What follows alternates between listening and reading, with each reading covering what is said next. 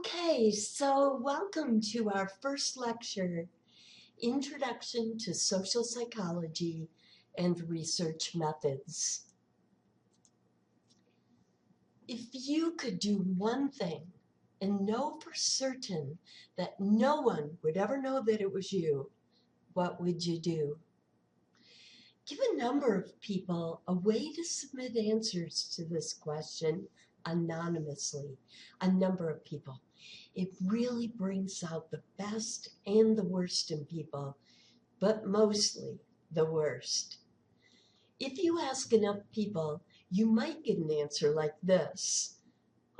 Paint my mom's house for her.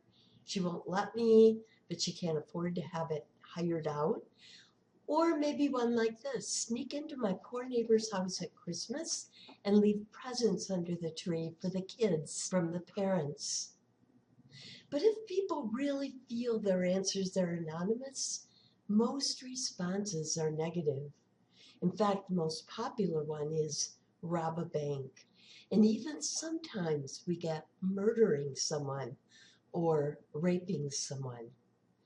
Clearly, our behavior is affected by the real or implied presence of others, usually affected in a positive way. Social psychology is the scientific study of how people's thoughts, feelings, and behaviors are influenced by the actual, imagined, or implied presence of others.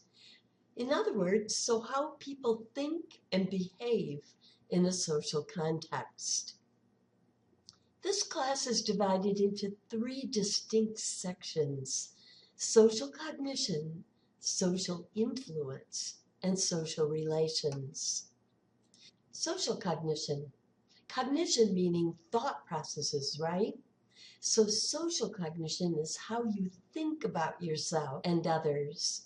We will look at two different kinds of social cognition: intrapersonal cognition, so how we think of ourselves, and also interpersonal cognition, how we think of others.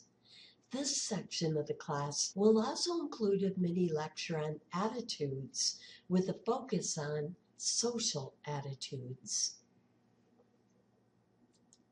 Social influence, the second section of this class. How do we influence each other?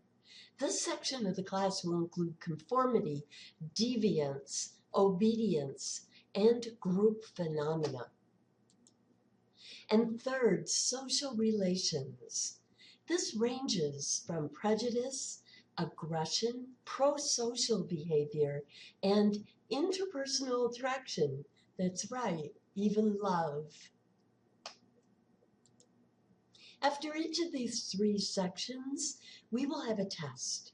Then we will end with a final exam, which will cover all three sections cumulatively.